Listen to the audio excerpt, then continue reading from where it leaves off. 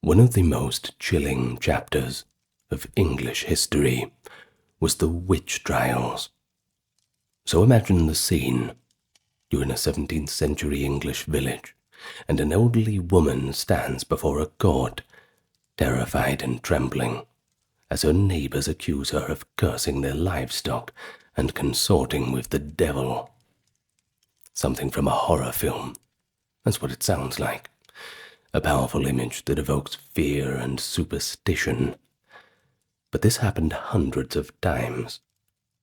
How exactly did England arrive at the point where hundreds of people, mostly women, were tried and executed as witches? It's exactly what we're going to explain today, tracing through the chronological history of witch trials in England from the medieval period through to the height of the witch-hunting frenzy in the 16th and 17th centuries. And we'll have a look at the laws that governed witchcraft, along with the religious forces that fueled the fear, and the social dynamics that meant women were most often the targets. And, of course, don't worry, we're not going to water down any gruesome details or leave anything out for the sake of good manners. No, we are going into the most grittiest and grimmest of times. So get nice and relaxed, because we're about to begin. But before we do, allow me to welcome you to the channel. We can't spare those good manners. If you've not yet subscribed, I invite you to do so and leave your thoughts in the comments. Also, this video is ad-free along with everything else thanks to the generous support of the patrons and YouTube members, and for those who took the time to browse the merch store. You have my eternal thanks. Now, with all that out of the way, let's get down to it. And so here we are, in medieval England. And when we think of witches in history, we often picture the medieval era as a time of rampant superstition, with witches being burned on every corner of every street by the hundreds. But you might be surprised.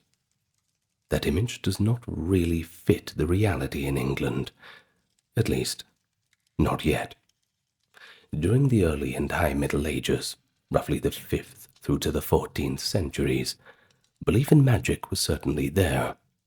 Charms, folk healing, spells, they were all part of folk culture. We are in the land of the Druids, that's for sure.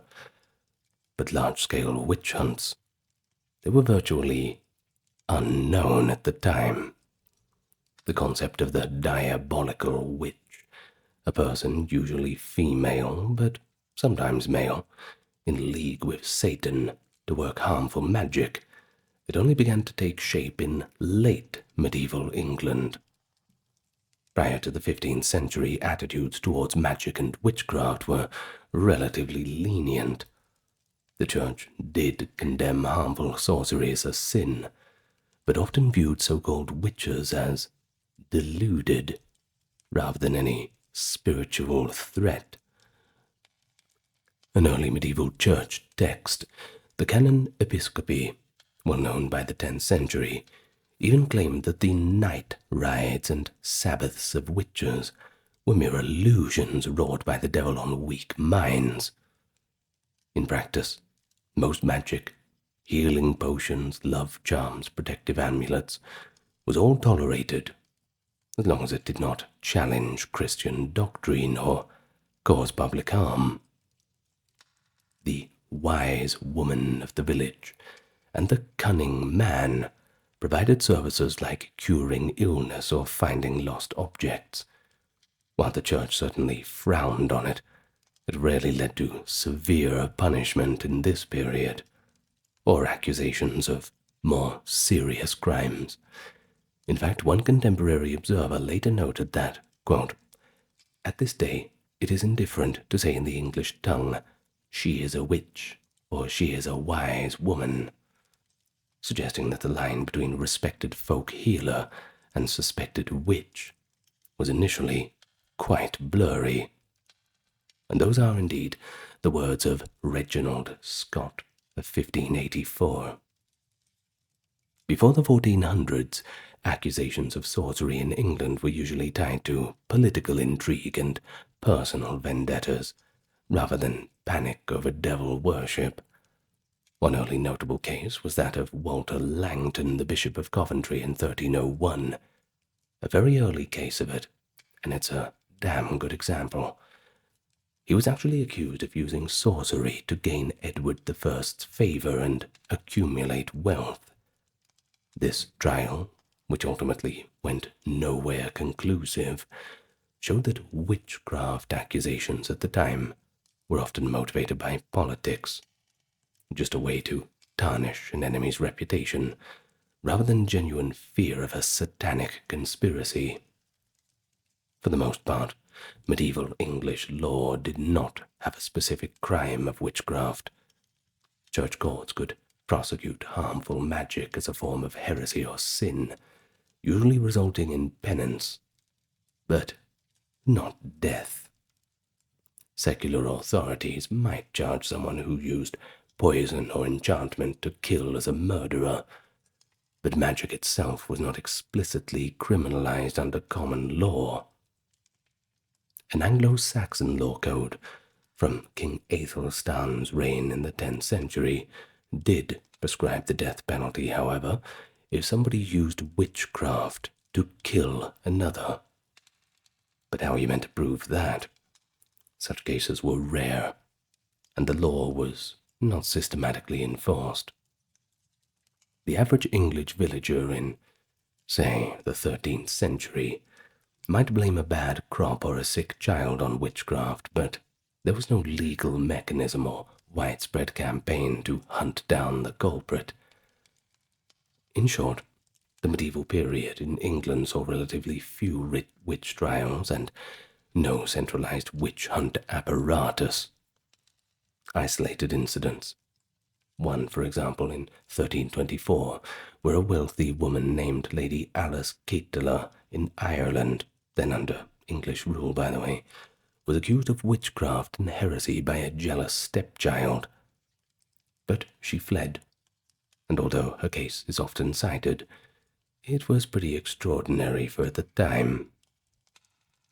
But it was not until the 15th century that we see English cases that start to resemble what we could call later witch trials, as the concept of satanic witchcraft took hold in parts of Europe, with the infamous witch-hunting manual Malleus Maleficarum, this hammer of the witches published in 1486 on the continent, finally coming to England.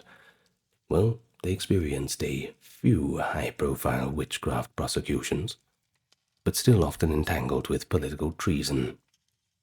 A famous example, a little bit before the Malleus Maleficarum, was the 1441 trial of Eleanor Cobham, the Duchess of Gloucester. Duchess Eleanor, along with several alleged accomplices, including an astrologer and a so-called wise woman named Marjorie Jourdain, were accused of using sorcery and necromancy to try and kill Henry VI, and generally frowned upon to kill the king. Well, this sensational case had all the elements of the later witch trials: fortune-telling, potions, and a frightened authority, treating it as both heresy and treason. Eleanor Cobham, being of noble blood, was ultimately sentenced to life imprisonment after a public penance. But, as you can imagine, the less privileged accomplices met harsher fates. Margaret Jourdain, for instance, was burned at the stake in London as a heretic witch. Still, it's pretty telling that this case was exceptional and newsworthy, enough for them to write down in all of the old chronicles. But it still didn't manage to spark a broader campaign against witches in general, only addressing a specific conspiracy against the king. In 1441, witchcraft was just another tool in the political drama. By the late 1400s, European witch hysteria was on the rise. Pope Innocent VIII's bull, Summis Desiderantes, in 1484, had urged greater action against witchcraft in Germany, and we'll get to the Germans later. Well, but England remained somewhat insulated at first. After all, England is quite a way away from the papacy. The late medieval English mindset tended to be skeptical about some of the wilder claims coming from the continent. One English chronicler writing around the time wryly noted that many witch tales were old wives' stories. However, beliefs were slowly shifting. We see hints of a few theories creeping in, a little bit on the, I suppose you could say that they were misogynistic, I suppose, if we're going to use that word. It is a notion that women, especially weak old women, were more prone to meddling in magic or making pacts with the devil, a kind of spiritual malleability. Now, this would later become a cornerstone of witch hunting. In 1485, during the turmoil following the Wars of the Roses, even the new King Henry VII faced rumors that witches had caused a deadly storm at sea to thwart him, a sign that people were starting to attribute major misfortunes to witchcraft. Yet, notably, no systematic purge of witches occurred in medieval England because of it. There was no English equivalent of the Continental Inquisition hunting heretics and witches, which I'm sure the English were quite happy about. Medieval authorities were more preoccupied with heresy of a different sort, like the Lollards, for example, and with the many secular political conflicts. And so, by 1500, England had only seen scattered witchcraft persecutions, mostly isolated incidents, tied to the elite affairs or local feuds. Magic was acknowledged. Sometimes it was feared, but not comprehensively prosecuted. However, this was all about to change. The intellectual groundwork, the idea of the witch as Satan's servant, was gradually filtering in from Europe. Social and economic strains in late medieval England, plagues, wars, upheaval, meant that people were looking for scapegoats for their misfortune, and witches, well, they were a convenient target.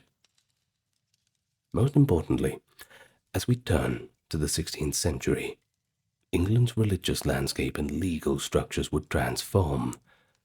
The result was that what had been a rarity in the medieval era, the trial for witchcraft, would in the 1500s and 1600s become distressingly commonplace. And so we find ourselves at the dawn of the Tudor era, bringing seismic shifts to English society. The Reformation, the centralization of royal power, and new laws for the first time that explicitly defined witchcraft as a crime. Under the Tudor monarchs, we see England move from relative medieval indifference about witch hunting to an age of statutes and trials. The change was spearheaded by none other than King Henry VIII.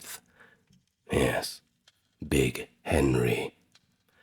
Henry's reign is famous for the break with the Catholic Church, but he also holds the distinction of enacting England's first law against witchcraft. In 1542, he pushed through Parliament, quote, an act against conjurations, witchcrafts, sorcery, and enchantments. This 1542 Witchcraft Act is a landmark. It made witchcraft and sorcery punishable as a felony, which meant convicted witches could be put to death, and of course all of their goods and property forfeited to the crown. You can see how this is going to become a problem. The Act's language is pretty fascinating, actually. It targeted people who, quote, use, devise, practice, or exercise any invocations or conjurations of spirits, or use witchcraft to harm others, or even to provoke any person to unlawful love. In other words, anything from summoning demons to making love potions or magically harming neighbors was now a serious crime. But why did Henry VIII, of all people, suddenly legislate against witches? Well, there's a mix of reasons. Henry was increasingly paranoid about threats to his rule. Remember, this is the king who executed 2 of his wives and countless ministers. He had 6 wives all up. Not good. Well, sorcery was sometimes seen as a tool of treason. If a monarch believed that magicians might attempt to curse or bewitch him, to cause impotence, for example, or death, he had motivation to crack down. There was indeed a context. Earlier in Henry's reign, some of his courtiers had been implicated in dabbling in astrology and magic to predict the king's death. Certainly not the news he wants to receive. Henry's act can be seen as a preemptive strike against anyone who might use magic with unlawful intent in his realm. But the real takeoff point for the English witch trials came with Queen Elizabeth I.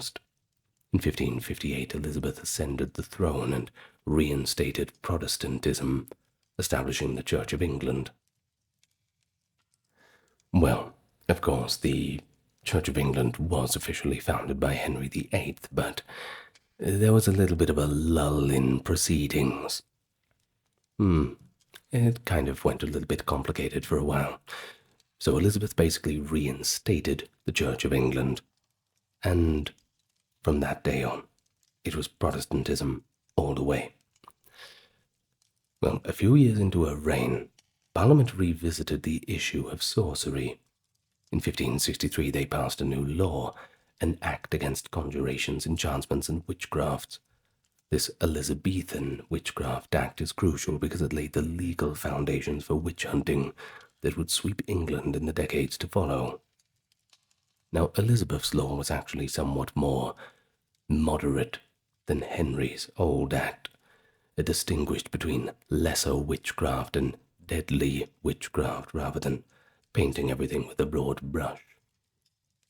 But under this 1563 statute, if a person was convicted of using witchcraft that did not result in someone's death, for example, casting spells that made people ill, bewitching cattle, or playing around with fortune-telling, the punishment was a year's imprisonment and public exposure in the pillory. And it was also a felony, only on the second offense, so you'd get off with a slap on the wrist the first time usually. Well, probably a little bit of penance, too. However, if someone was convicted of using witchcraft to cause death, essentially murder by sorcery, that was a capital felony on the first offense, punishable by hanging, and no benefit of clergy. The act was also making it a felony to invoke evil spirits or commune with familiar spirits for any purpose, which would prove significant later. The Elizabethan law thus set up a 2-tier system. Minor malefica, that is, harmful deeds, got a relatively lighter punishment, though a year in jail was hardly a slap on the wrist, especially back then. Well, but of course, any witchcraft leading to death, well, you were getting the noose for that. But why introduce the law in 1563? Well, there are a few contexts to consider. For one, the government may have been responding to popular fears. Across Europe in the 1560s, witch panics were increasing. And though England lagged behind, the rumblings of witch fears were certainly gaining momentum. There had been a notable case in 1560 of a supposed conspiracy to kill Queen Elizabeth by magic. A man named John Dee, who I've done a video about, later famous as an astrologer, was at one point questioned for casting horoscopes of Elizabeth, though nothing of it came legally. He was also a very close friend of hers for quite some time. Also, Elizabeth's religious sentiment was Protestant, and Protestant theology took witchcraft very seriously as a form of devilry that has to be stamped out.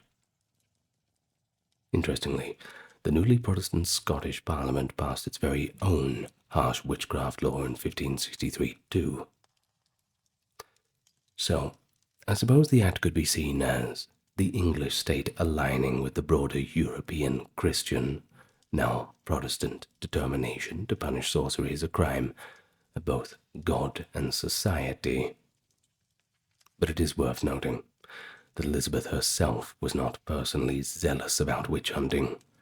She wasn't another witch finder. She wasn't like Catherine de' Medici. But her reign did provide the legal machinery and ultimately the religious atmosphere that allowed the trials to flourish. And indeed, witch fever swept across England in the late 16th century once the law was in place. For the first time, local magistrates and justices of the peace had a clear statute authority to arrest and try people for witchcraft, even if church courts were no longer involved. So by the 1570s and 80s, we see rising numbers of witchcraft accusations in villages and towns. Most accused witches were elderly, poor women, often widows, who lived on the margins of their community.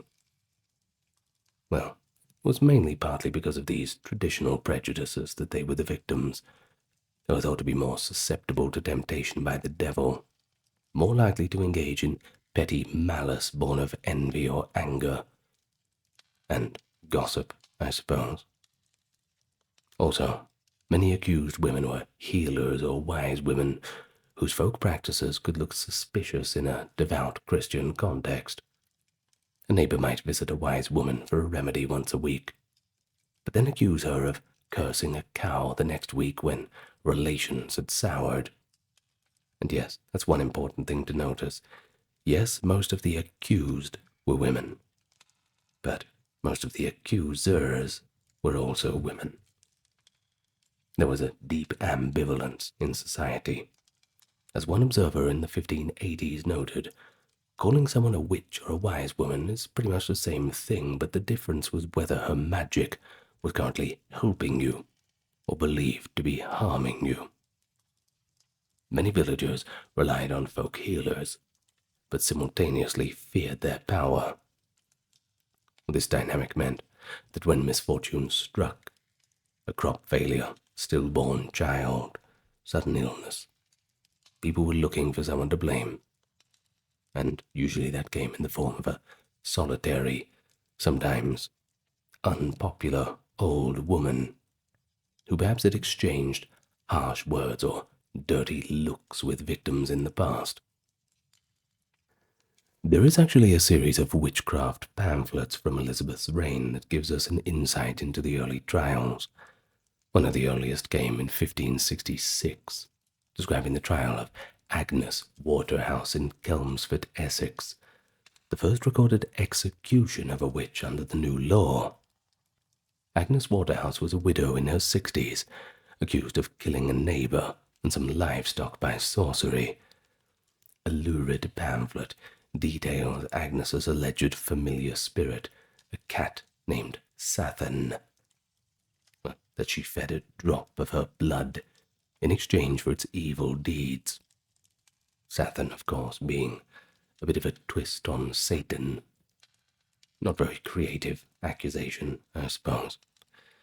But Agnes confessed, reportedly admitting that her demonic pet had killed her husband and others at her bidding. She was hanged for the crime. The trial also roped in her daughter Joan and another woman, Elizabeth Frances, who interestingly had first owned the cat and passed it on to Agnes. The case already shows hallmark features: a network of women accused together, a familiar spirit in animal form. That is one uniquely English twist in many witch tales, by the way.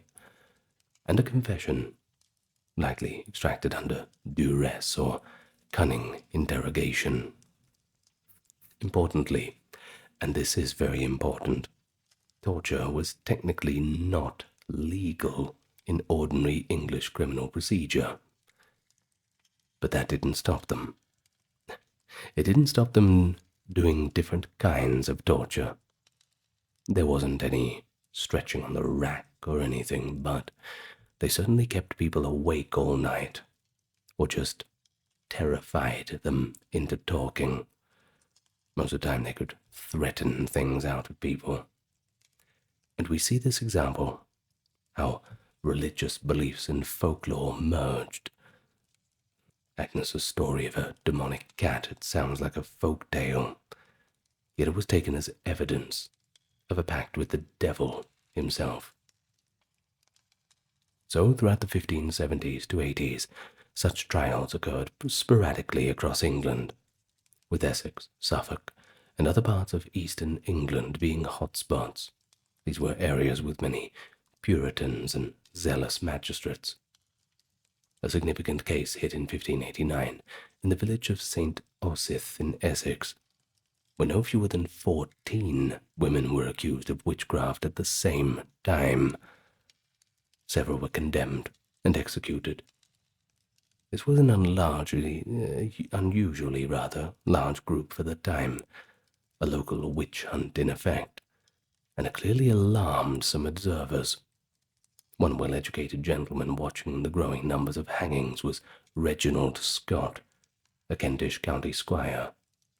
In 1584, Scott published a remarkable book, The Discovery of Witchcraft.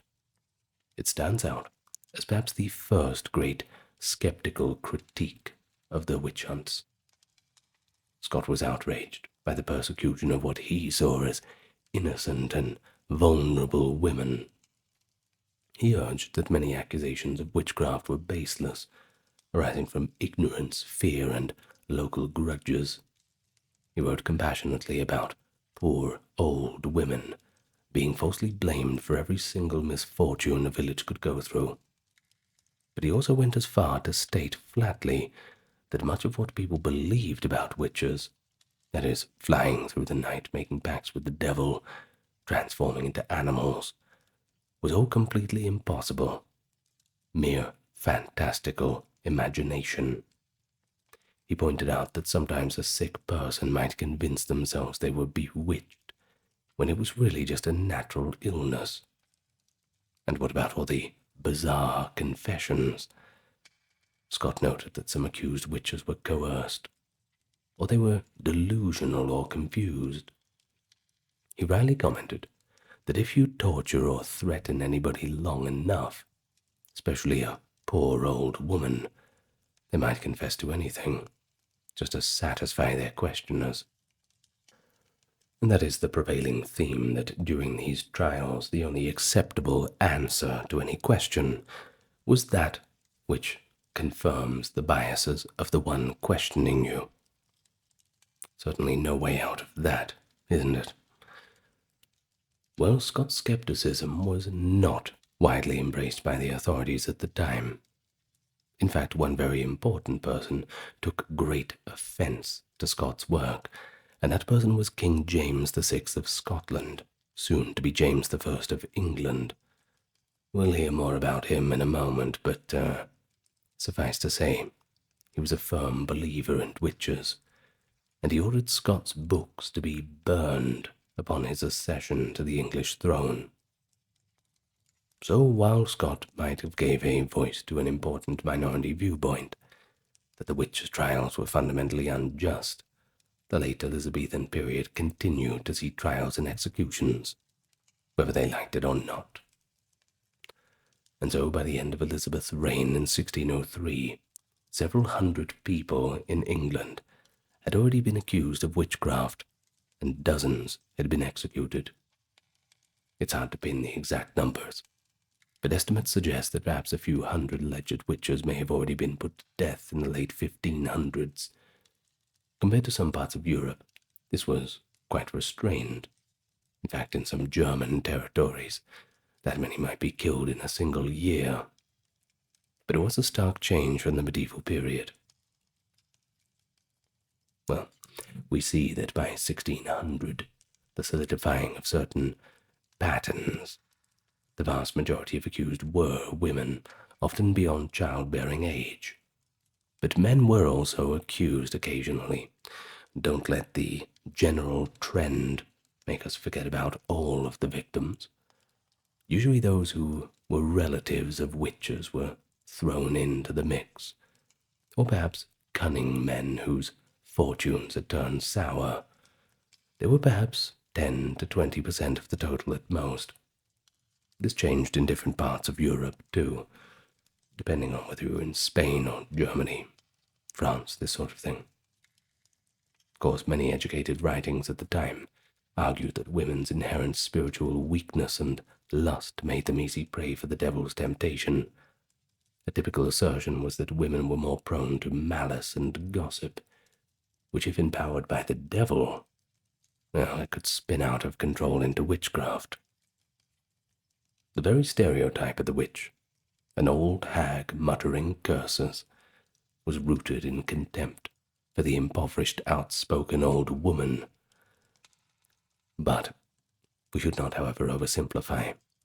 Often the initial accusers of witches were other women.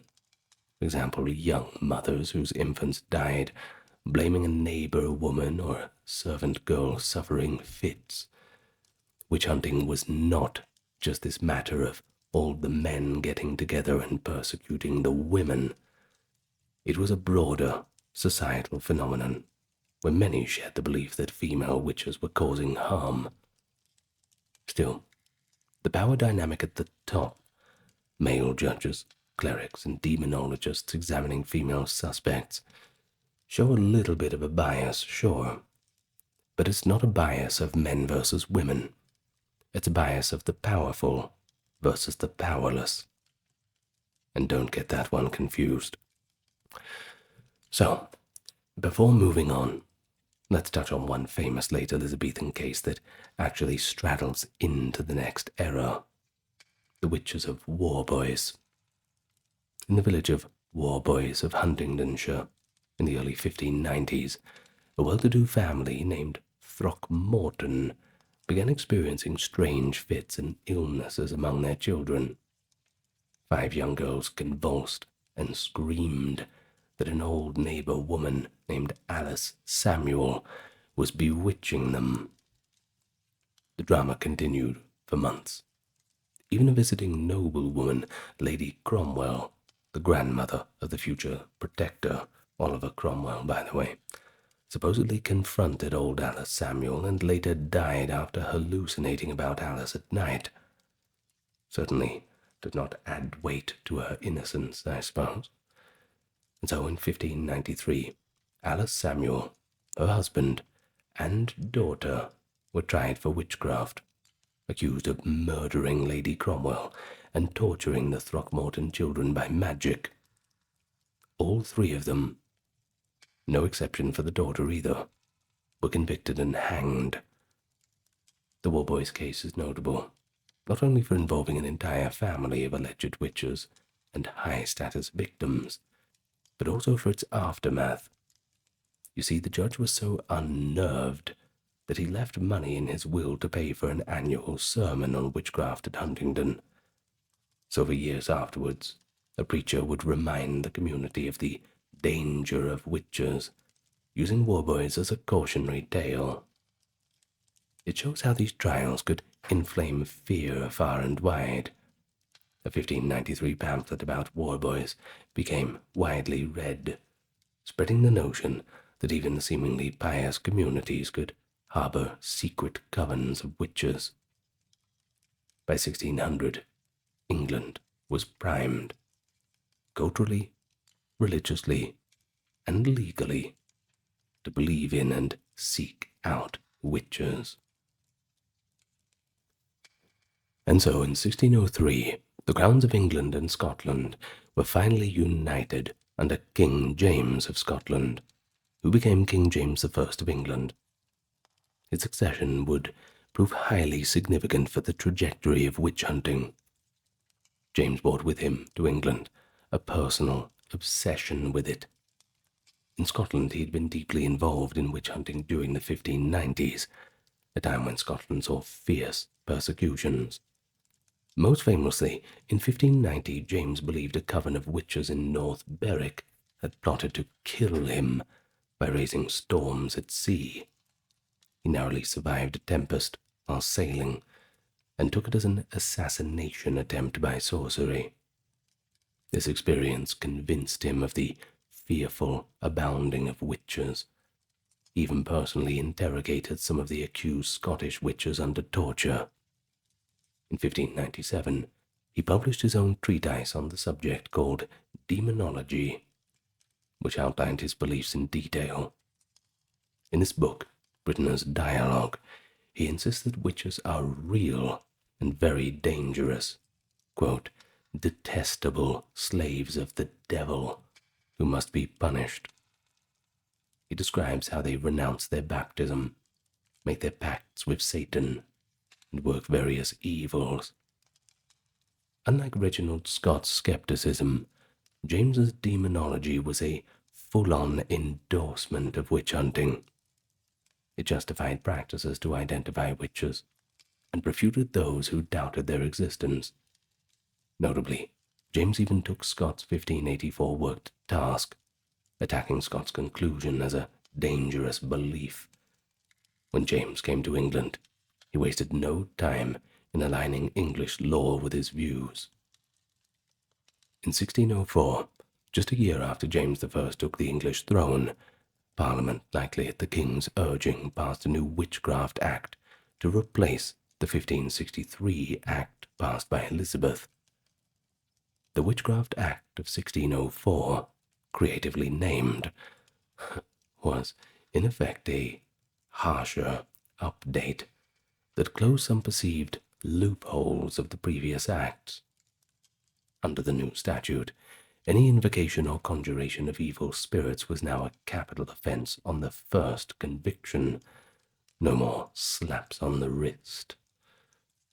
The act still distinguished between causing harm versus minor and major magic, but it extended the death penalty to a broader range of offenses. For instance, if a person shall consult, covenant with, entertain, or employ any evil or wicked spirit for any purpose, they were now guilty of a felony without the benefit of clergy, i.e., you were getting executed. This specifically targeted the demonic pact element of witchcraft, where Elizabeth's law focused on the result, the harm done. James's law focused on the interaction with the devil or familiar spirits as the worst of all crimes. It's pretty clear that James's theology shaped this. He saw witchcraft as a uniquely evil thing, not because of the harm to victims, but because the witch was spiritually allied with the devil, and that was a direct attack on God. The 1604 Act also eliminated the need for a second offense in cases of lesser witchcraft. Many more forms of magic became felonies outright. In practical terms, the Act empowered witch hunters to cast a wide net and to prosecute even cases where the only, quote, evidence might be that someone kept a cat in the house or attempted to contact the dead, etc., even if no murder or any harm had occurred. Under King James, the early 17th century became the peak of witch-hunting fervor in England. Not that James personally attended many trials. He did attend at least one in 1605, and reportedly examined a witch personally in 1616, but his reign certainly set the tone. English demonologists and preachers in this period also produced works echoing the king's beliefs. For example, the renowned Cambridge theologian William Perkins published, quote, a discourse of the damned art of witchcraft posthumously in 1608, arguing vigorously that witchcraft was real, and that it was the duty of all Christian magistrates to seek out and prosecute witches. Even asserted that a witch could be convicted on circumstantial evidence alone if the facts pointed to it strongly enough, reflecting a zeal that threatened the usual caution of English law. Another figure, George Gifford, a Puritan minister, took a slightly more nuanced stance in the 1590s, warning that too much credulity could lead to innocent people being condemned. But even he did not doubt that witches existed, and that they had to be rooted out. Overall, among the educated classes, there was a broad consensus that witchcraft posed a genuine spiritual and social threat. But what did that really mean on the ground? The period from roughly 1604 to 1625, James's reign, that is, was seeing some of the most famous witch trials in history. Early on, in 1605, there were notable trials in Northamptonshire, where several women were hanged as witches. This case was written up in a pamphlet called The Witches of Northamptonshire. But the most infamous episode came in 1612 in Lancashire and Yorkshire. That year saw the Pendle witch trials, and another trial in nearby Yorkshire. In Pendle, Lancashire, a witch hunt unfolded that gripped the public imagination then and ever since. It began when a peddler, that is a travelling merchant, had a stroke after a teenage girl, Alison Devis, allegedly cursed him for refusing her alms. The incident spiraled. Authorities began investigating the Devis family and their rivals. Another family, headed by an old woman nicknamed Chattox, was thrown into the mix. Accusations flew of mysterious deaths, of clay figures used to curse people, and coven meetings on Pendle Hill, and by the end, 12 people were charged with witchcraft in the Pendle case, an unusually large number. One died in jail. One was acquitted. But 10 of them were found guilty, and they all got executed. But what is the real extraordinary thing is that among the chief accusers was a 9-year-old girl, Janet Devis, who calmly testified against her own mother, her own brother and neighbors, claiming she had seen them all sneak out at night and go to a witch's sabbath. The court took the evidence quite seriously, something that even at the time made some uncomfortable, as children were not usually reliable witnesses. The Pendle trials, thanks to a detailed official account published by the court clerk Thomas Potts, became legend. They show how witch hunting could tear apart families and communities. Feuds between rival clans, the Devises and Chattoxes, played a role. Local folk magic, both families were said to practice healing charms, was suddenly reinterpreted as satanic. Pendle also underscored the gender aspect too. The key figures were mostly women, especially older matriarchs. The two supposed ringleaders were Old Demdike and Old Chattox, around 80 years old, who were portrayed as archetypal crones. These old, poor women had for years made a meager living through begging and folk healing. When a few deaths and illnesses occurred, pent-up suspicions exploded. A tragic result, that's for sure. Potts' report treated the convictions as entirely justified, praising God that such a nest of witches was finally dug up and destroyed. And to the authorities, it claimed that even rural areas of England hid cohorts of devil worshippers, and that Satan was lurking in every corner.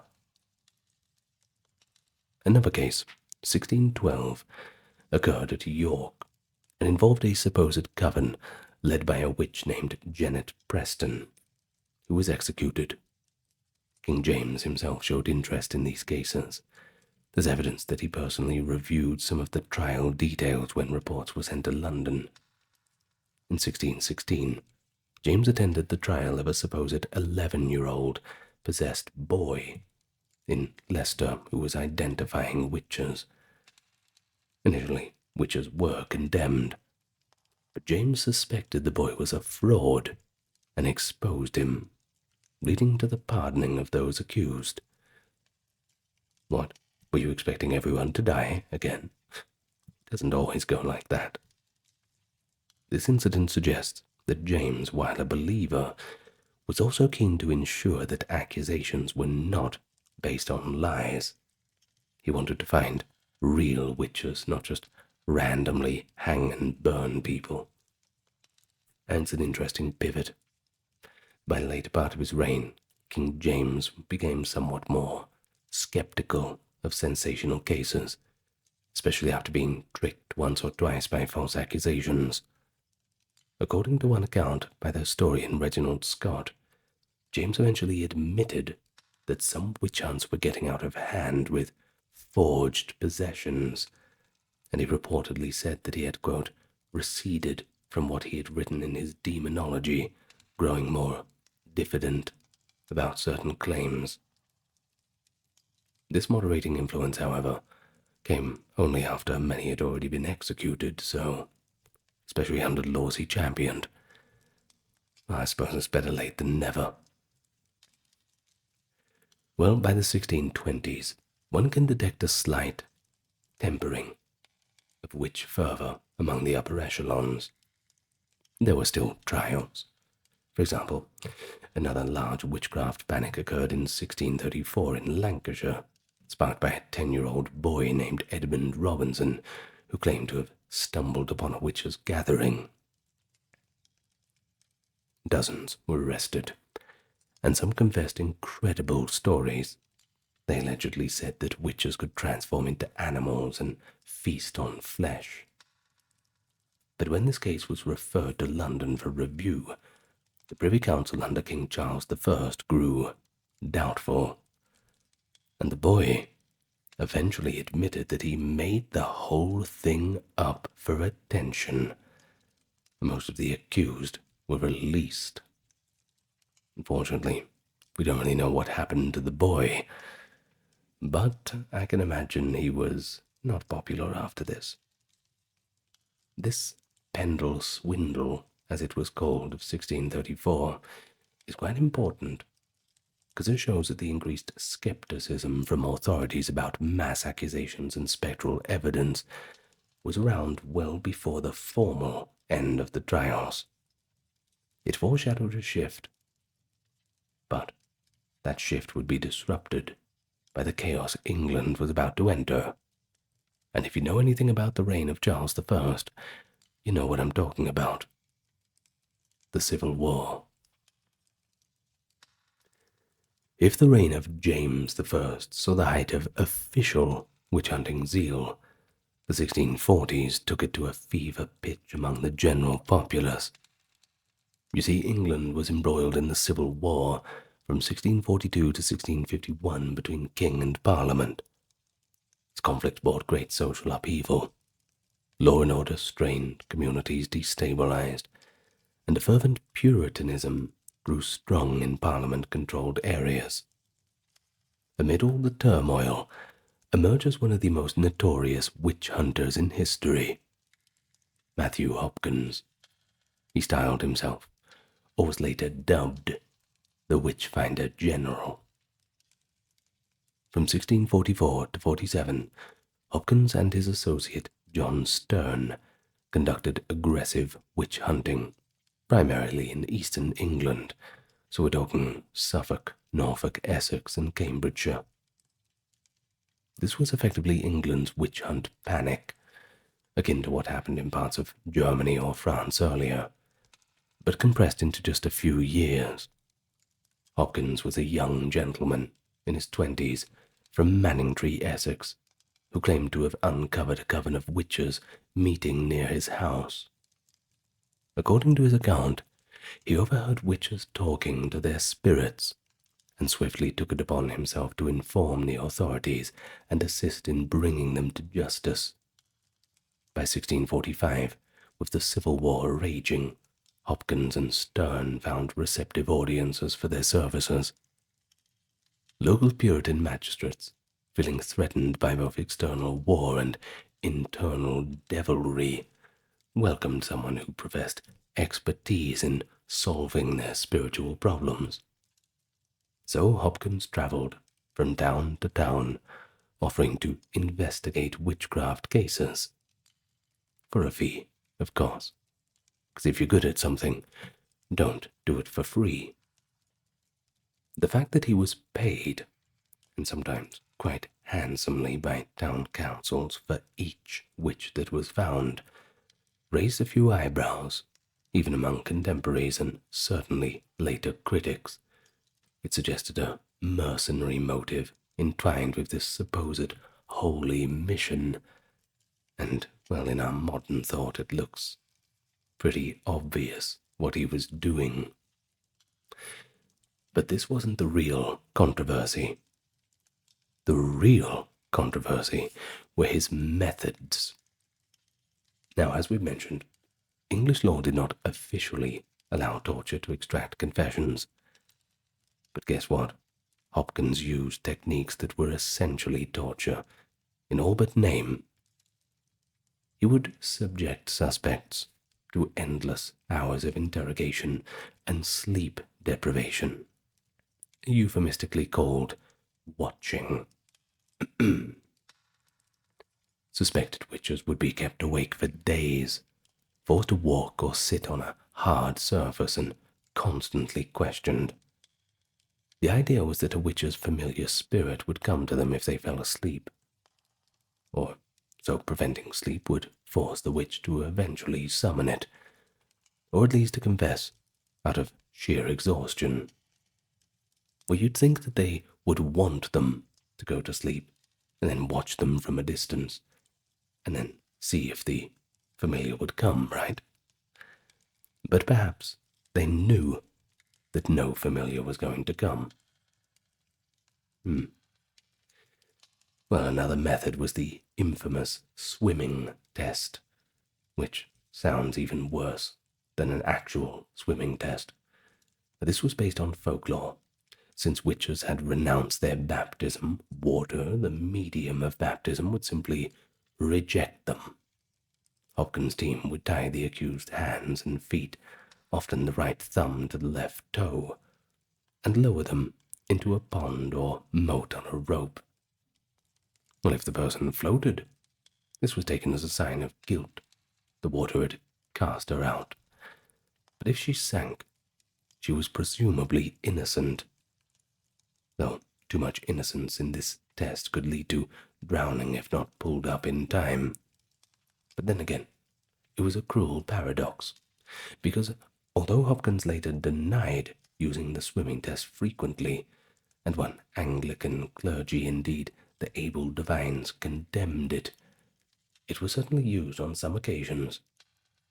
Many women reportedly floated, possibly due to their clothing trapping air or just simple physics of the human body, and thus were branded witches. But let's say that there was an accident, and those women who were sinking were not rescued in time, or simply the witchfinder general was waiting at the shore saying, "Don't worry, she'll float in a minute." Well, when she didn't, all's well that ends well, because the innocent get to go to heaven.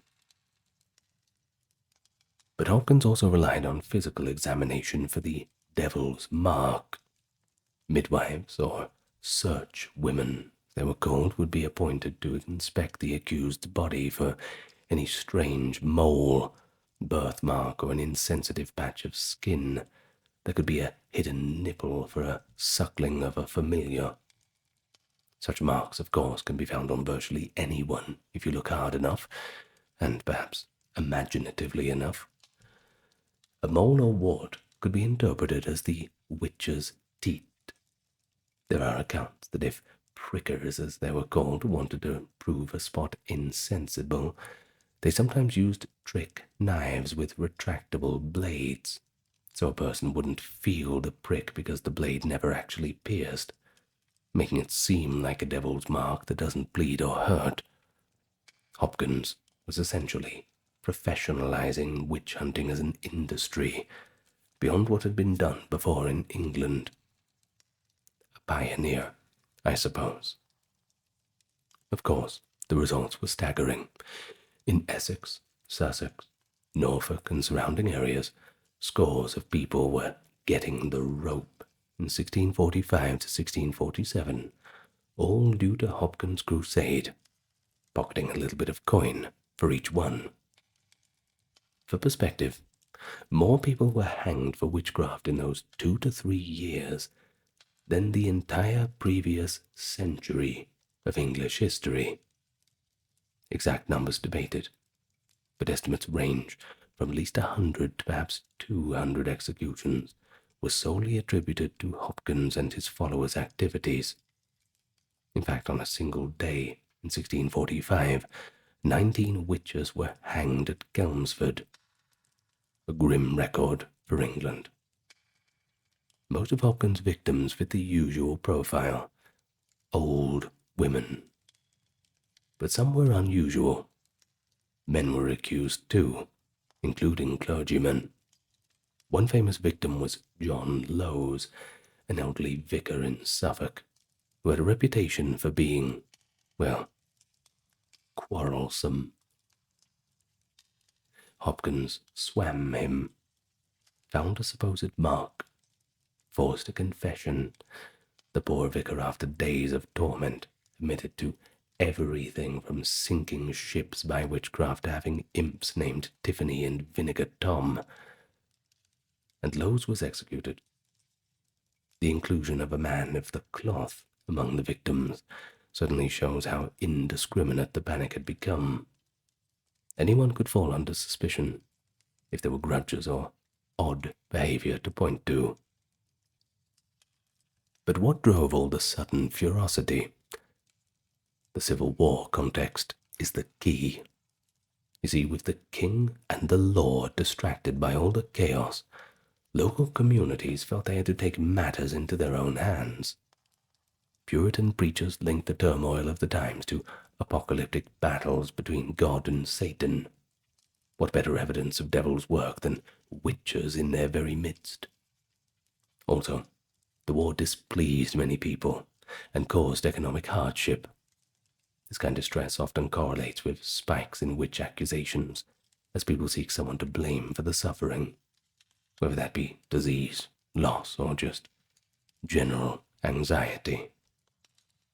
Hopkins' campaigns often followed in the wake of parliamentary armies, or in areas that were strongly parliamentarian. One could speculate that witch hunting also served as a way to enforce Puritan moral codes in the communities, purging the, quote, undesirable elements under the guise of battling the devil. Hopkins, notably, cast himself as doing God's work to rid the lands of a horrible sect of witches. He even wrote and published a defense of his actions. In 1647, criticism was rising, and he knew it. He issued a pamphlet titled The Discovery of Witches, borrowing the title from Scott's old work, but opposite in intent. Hopkins answered questions from doubters in it. One objection was that only a witch could catch a witch, implying Hopkins must be in league with the devil to know so much. Basically, takes one to know one. Hopkins cleverly retorted with scripture. If Satan be divided against himself, how shall his kingdom stand? He insisted his knowledge came from experience and diligent inquiry, not from any dark alliance. He also downplayed the more unsavory methods, claiming perhaps disingenuously that he had left the swimming test because authorities had frowned upon it. Well, the work reveals a man both zealously convinced of his mission and defensive about his reputation. He was, after all, encountering pushback. People didn't like him showing up and just killing everybody. Some villagers began to resent the expenses of the trials and the flimsy evidence used, especially when they got the bill at the end. And some in authority were uneasy about how far things had gone. And so, by late 1646, the backlash had truly begun. Now, when we speak of the backlash, immediately we think of one brave Puritan minister, that is John Gall of Great Staughton, who preached and wrote against the excesses of the witch-finder. And it's gutsy to go up against the witch-finder, that's for sure. His 1646 book, Select Cases of Conscience Touching Witches and Witchcraft, cautioned magistrates not to trust every accusation or use unlawful means. He pointedly criticized employing common superstitions to catch witches, basically a jab at Hopkins' methods. Gall noted that many poor creatures, as he put them, were being condemned on dubious grounds. This, along with the complaints from some towns about Hopkins' fees and a sense that innocent people had died, led to a full investigation. Legend has it that Hopkins himself was subject to a swimming test in Norfolk by skeptical officials fed up with him, though the story might be apocryphal. But you kind of hope that it is true. What we do know is that by 1647, the witchfinder's momentum was well and truly broken. Get a real job, Matthew. Well, he didn't have time to get a real job because he died in that very same year. Neither did he have time to face justice. Tuberculosis got him. No, there is one fanciful tale later that claims that the witches got their revenge and he died of being accused himself, but there's no real evidence to support that. With his death and the end of the war in sight, the brief but intense witch panic had subsided. It had burned twice as bright, but only for half as long. Now, the Hopkins episode is both the high water mark and the beginning of the end for the English witch trials, certainly leaving a bitter aftertaste. It showed how under extreme conditions, even England could fall prey to mass witch hunts with all the brutality and hysteria seen in Europe's worst years. Something of a bygone era, suddenly coming out again. But it also provoked an intellectual and public recoil. People saw how easily justice could be perverted. The idea of an itinerant witch-finder, well, that fell into disgrace. Notably, no one ever tried to replicate Hopkins' role in England after that. He was the first and the last professional witch-finder of that kind in the country. And, well, we're all better off without him. And here we reach the decline. With the restoration of the monarchy in 1660, that is, King Charles II, there was a significant shift in the attitudes towards witchcraft among the elites. The mid-17th century's trauma, with the Civil War, the fanaticism, witchfinder abuses, certainly left a sour taste regarding persecution. People yearned for peaceful times. They were sick of all the blood. The Restoration era brought a more scientific and skeptical temper to England's educated circles. It was more about science than it was religion now. The Royal Society was founded in 1660, and natural philosophy, that is, early science, encouraged looking for rational explanations for phenomena that might previously have been called magic. Enlightenment ideas were budding. But that doesn't mean belief in witches vanished overnight among the common folk. Far from it. Rural belief in harmful magic, maleficium, and the devil's mischief persisted strongly. But the local authorities, judges, magistrates, even clergy, they were all growing increasingly weary of witch trials. In the decades after 1660, trials in England became fewer and tended to result in acquittals or dismissals rather than, well, executions or even imprisonments. Nonetheless, a few notable cases show that old fear still flared at times. In 1662, two elderly women, Amy Dooney and Rose Cullender, were tried in Bury St. Edmunds in Suffolk for bewitching several children of a local family. You see, the children were having fits, vomiting pins, etc., classic symptoms of supposed bewitchment. This trial is famous, partly because of who oversaw it.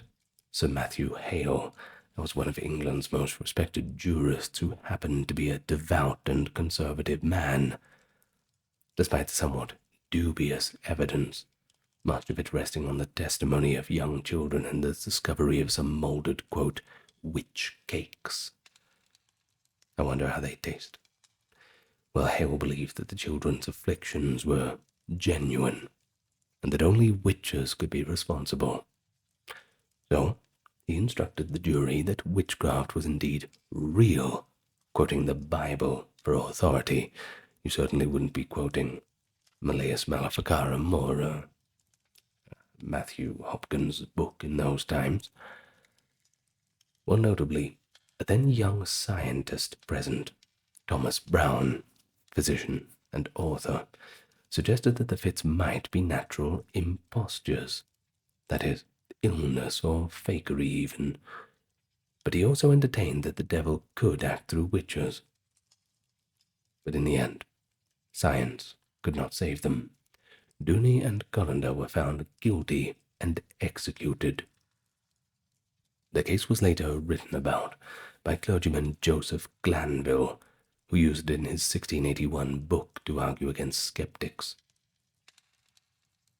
The Bury St. Edmunds trial thus stands out as the last instance where multiple people were executed in a classic witch trial in England with the full support of eminent officials.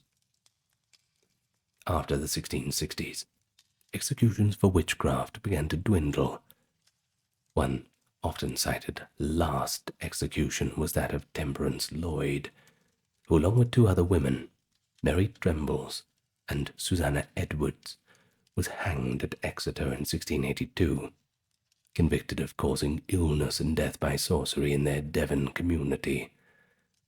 Interestingly, their trial caused some controversy in London. By the 1680s, educated opinion in the capital was increasingly skeptical, and some pamphleteers openly doubted the evidence that had condemned the Devon women. Nonetheless, fear among local people had been enough to bring about the convictions. But we should acknowledge, too, that Scotland, though I won't go too deeply into it being outside of England, continued executing witches up to 1727, the fervour lasting quite a bit longer than England's. Well, this is likely due to differing legal procedures in a more intense Presbyterian religious context. But in England, no one was executed for witchcraft after 1682. But executions stopped. That is not to say that trials stopped right away. Isolated accusations popped up into the 18th century. A final notable trial in England occurred in 1712 in the village of Walken, Hertfordshire, where a woman named Jane Wenham was accused of bewitching her neighbours. But by this time, accusations had become quite scarce, so the case got quite a lot of attention. Locals claimed that she could fly. One man saw her gliding through the air, and that she had cursed people to sickness. Jane Wenham was actually known in the area.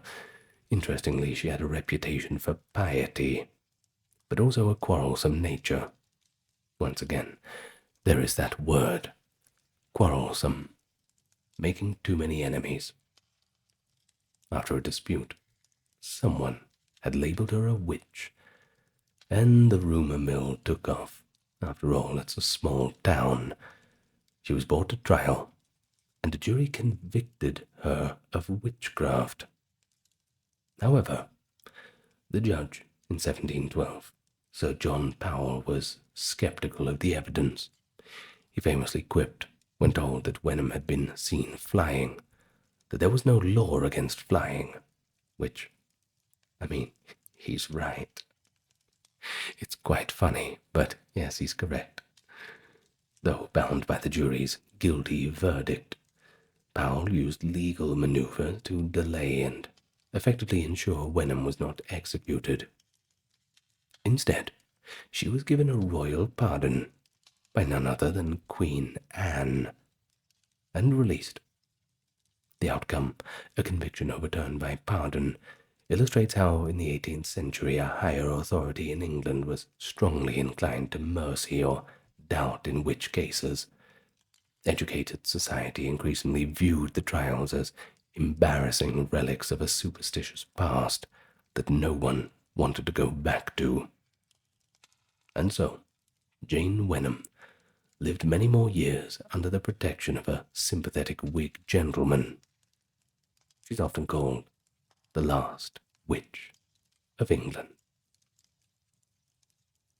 Now, the final chapter in English witchcraft legislation came in 1735, when Parliament passed a new Witchcraft Act, but this one was very different in spirit from the earlier laws.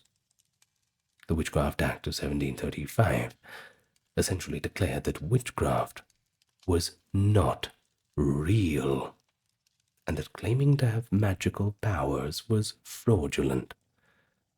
The law repealed the Elizabethan and Jacobean witchcraft statutes. From 1735 onward, you could no longer be prosecuted for practicing witchcraft. You could be punished for pretending to practice it, effectively branding all professed witches, fortune tellers, conjurers, as con artists. Well, under this act, penalties were relatively mild. The worst you'd get was up to a year in prison, but you'd mainly just get a fine. And of course, no one was going to get executed. The 1735 Act marks the legal end of the witchcraft era, and it reflects the triumph of the Enlightenment view that what people used to call witchcraft was either trickery or imagination, and the proper targets of law were not supernatural minions of the devil, but those who exploited the credulity of others. And here's something telling. One of the motivations for the new law was the persistence of fortune tellers and folk healers taking advantage of ignorant people. The law wanted to snuff out any remaining superstition by saying, in effect, if someone claims to be a witch or a wizard, we'll punish them, not because they are a witch or a wizard, but because they deceive the public by claiming to have supernatural powers. You remember that show, Crossing Over, with John Edwards? Remember that one? Yeah, it just came into my head then. That was interesting, that show. Well, it's also key to note that a change in mindset was brought about God and Satan in general. Enlightenment age clergymen tended to think that God's universe ran on natural laws, while the devil was theologically real, but he was not around every corner, making pacts with potato farmers and other peasants. He must have better things to do. The idea of a great witch conspiracy began to seem implausible, and even quite absurd to the educated elite, which has moved into the realm of folklore and fairy tales in educated discourse, and eventually into children's books. By the 1720s, one might read about witches in a chapbook as entertaining stories, but not as pressing legal threats. Of course, common attitudes lagged behind the elite attitudes, and that's quite hard to measure. English peasants in remote villages might still mutter about the wise woman who could cure or curse, stay away from the old woman's house or she's going to put a hex on you, things like this. But without the backing of local authorities, the suspicions didn't usually do much rather than sour friendships and make people seem weird. People who felt victimized by witchcraft might instead turn to cunning folk for counter magic, or simply avoid the suspected neighbor, rather than call the constable for help. And so, in a way, the end of the witch trials didn't mean the immediate end of witch beliefs. I mean, they're certainly still around, that's for sure. But the belief was gradually relegated to the margins of credibility. Well, how do we sum it all up?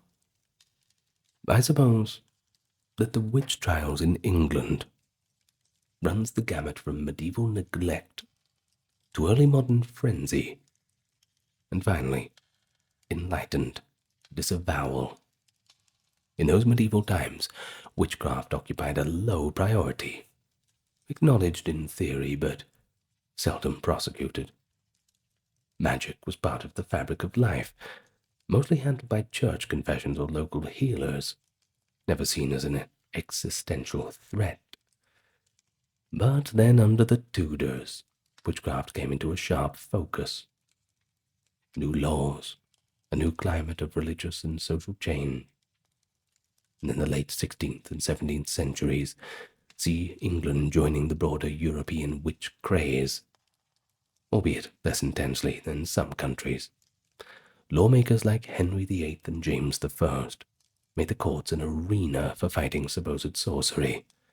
Religious leaders linked witchcraft with heresy and devil worship, and society's ills were increasingly laid at the feet of maleficent neighbors in league with the devil. Well, all of these episodes, from the Pendle Witches, the Poor Women of Warboys, and that horrible Matthew Hopkins, they showed the witch trials were not just about superstition. They were about power, control, scapegoating, and ultimately organizing the social order. Yet, even if we've seen England's story as one of emerging skepticism and restraint, even at the height of the panic, voices of doubt, like the brave Reginald Scott, challenged the persecution. And over time, those voices only grew louder. By the late 17th century, a kind of fatigue and disillusionment had settled in. Educated people saw too many inconsistencies and too many mistakes. Finally, that law in itself, in 1735, symbolically put the nail in the coffin. Parliament essentially said, "We don't believe in witches. We just believe in frauds." From then on, the witch folklore remained as a cultural figure. The legacy of the English trials has been lasting in culture and language. We still use that term witch hunt today to describe a unjust persecution of innocent people. And that's kind of a acknowledgement of the panic that once gripped the reasonable elements of society. It stands as a cautionary tale of how fear can override justice, and how our prejudices can be weaponized when authority gives them credence. And so, it's frightening in recalling how easily a society can turn on its most vulnerable under the spell of superstition and fear. But it's also enlightening in showing us how people eventually questioned and curtailed that fear, learning to seek natural explanations and demand fair evidence. A deeply human story. Fear, faith, cruelty, compassion. Well, I think we take from it not just dates and laws, but lessons about the importance of due process and the dangers of scapegoating. Perhaps next time you hear the word witch in a fairy tale or Halloween, you'll remember those very real victims behind the word who suffered in a very real historical drama that ultimately helped society turn toward greater justice and rationality. And perhaps you take a little comfort that no matter how bad things get, the pendulum always seems to swing. And one day, people eventually get justice. Let's just hope we don't have too many victims along the way. Now, that is it for me for tonight. Unless you want to watch another video, you can do that if you want. My voice is tired. That's the problem with being a real human being, isn't it? You can only talk for so long until you begin to get tired. If I didn't get tired, maybe they'd accuse me of being a witch or something. I don't know. Well, I'm going to thank all of my top-tier patrons and supporters now, who kept this video rather charmingly ad-free. Dark, Kimberly, Christine, Sally, Ember, Susan, Cameron, Legitmus, Kerry, Charlene, Lynn, Therese, Katiana, Nicholas, Ulfednir, Alexander, Charles, Christine, Dr. Neuro Nerd, Erin, Jaden, Jim, Jeffrey, Jessica, Madeline, Melissa, Orthodox Review, Scott, Star Factory, Shell, Wendy, Josie, Sarah, Ryan, Thor, Cameron, Stefan, Kevin, HMSHH, Crystal, Talvery, Anthony, Lucy, Brandon, and Gugu Bubonic. Thank you so much. Alright, everyone. I'll give you my usual sign-off. I'd like to wish you all good night. Don't go accusing anybody of any bad things. And lots of love to you all. See you next time.